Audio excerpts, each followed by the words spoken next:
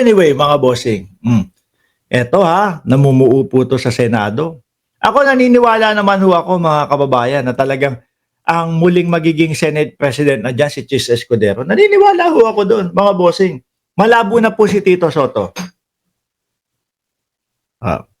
Nalungkot po ba yung mga gustong makapagpaalis kay Chis Escudero, no?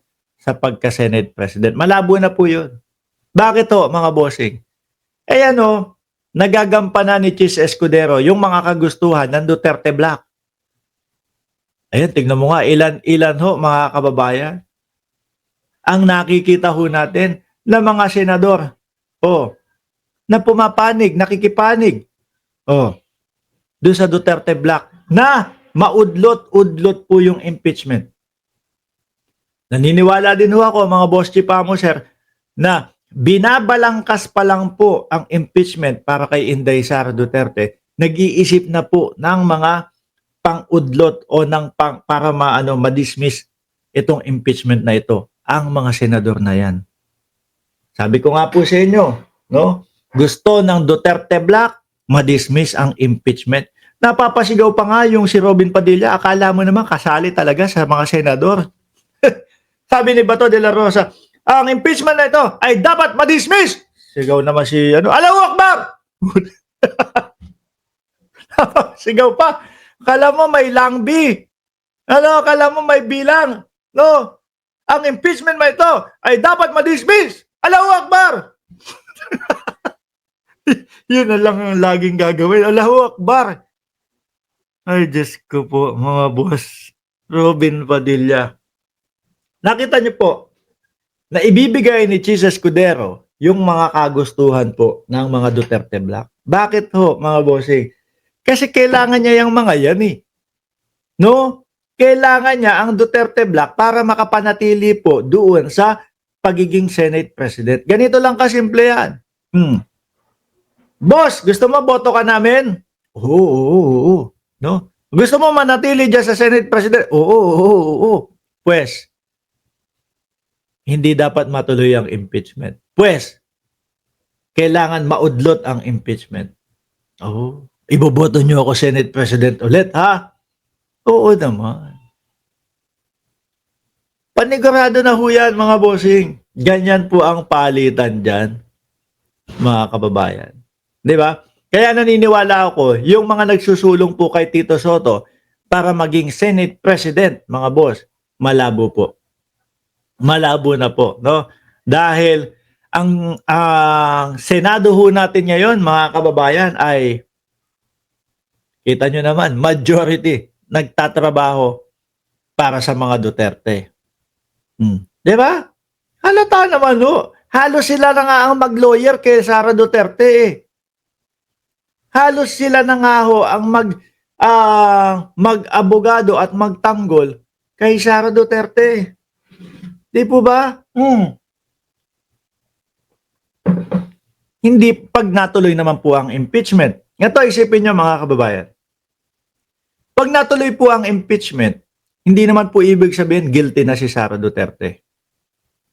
Pag natuloy po ang impeachment, no, magkakaroon lang po ng mas maliwanag, no, kung ano talaga ang nangyari sa pondo ng bayan at kung saan-saan pa po.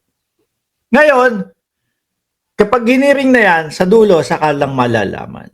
Sinasabi po nila na meron silang depensa, malakas ang depensa nila at pagtatawanan nga daw po ang administrasyon kapag ka natuloy ang impeachment, bakit nyo pilit hinihinto? Pilit nyo inuudlot at ang dami nyong alibay. Diba? Ganun lang po eh. Baka talagang walang depensa. Ngayon ho, mga kababayan, merong mga tumatayo kahit papaano ng mga senador na gustong maging Senate President, si Tito Soto. Kagaya po ni Miguel Zubiri. Tawag nga po nila sa kanila Veterans Black. Nandiyan po si Panfilo Lacson, si Miguel Zubiri, mga kababayan, at meron pang isa, no? Loren Legarda. Nandiyan po yung mga yan.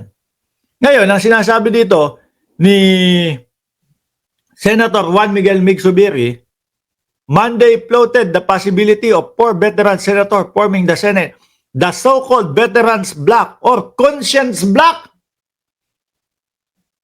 Yung may mga konsensya, no? Biruin mo. Dito po sa impeachment na ito, mga kababayan, mga boss, chief, amo, sir, madam, mga suke, bili na po kayo. Ang tatalakayin po yung pera ng bayan.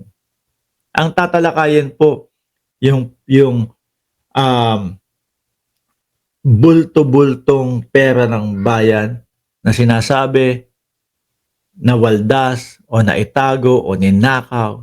Biruin mo po, mga bossing, yung amount po o yung laki ng pera na yon, baka hindi lang po isang tulay. Baka maraming tulay po ang magawa dyan. Maging konektado yung Luzon, Visayas, Mindanao para mapagduktong-duktong para naman hindi na yung mga taga Luzon lilipad ng Davao o lilipad ng Mindanao gamit eroplano. Yan po ang nakakapagpabagal sa ating transportasyon. No, yan po ang isa din po yan sa mga nakakapagpamahal ng bilihin sa Pilipinas. Kung yung mga yon nagagamit sa tamang mga proyekto, walang mga magnanakaw, naku po. Baka po ang Luzon, Visayas, Mindanao,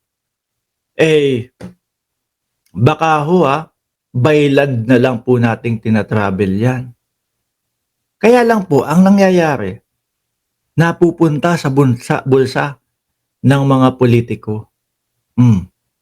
Yun po ang number one problema ng bayang Pilipinas, ang mga magnanakaw na politiko. Ngayon, yan po ang pag-uusapan dyan sa impeachment. Di po ba?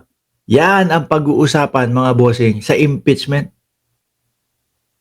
Pero yung 18 senador po, mga bossing, ayaw nilang pag-usapan. Baka mga natatakot. No? Naku, pagka nagwala si Inday Sara Duterte, yan pa naman si Sara Duterte, ano pa naman yan? Pag na-bad trip yan, nagmumura.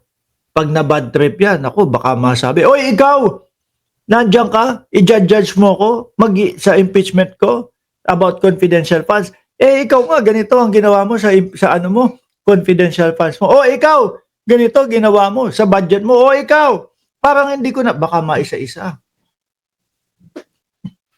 Kaya, yung mga hindi pabor po doon sa impeachment, mga bossing, kinakabahan siguro. Baka balikan ako nito, sabihin sa akin, ikaw naman ang ginawa mo doon sa pondo mo, wala kang nire-remit, wala kang ganito, ganyan. Tapos, ikaw ang mag-aano sa akin, mag-judge sa impeachment ko.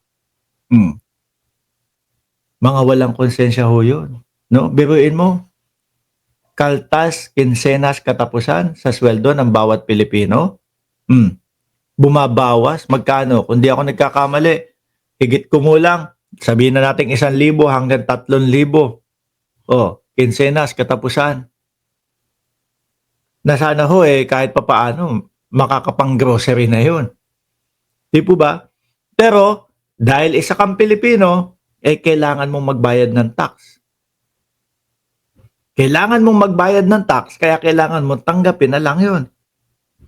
Mas masarap pong tanggapin na nagbabayad tayo ng tax kung alam mo kung saan napupunta yung pera ng bayan o yung tax na ibinabawas sa iyo. Kung nasasagot, wala.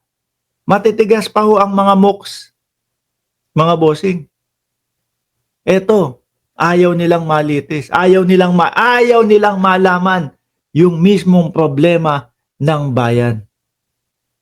Ayaw nilang malaman kung ito bang tao na to, totoo ba yung sinasabi sa kanya, naninakaw niya yung pera.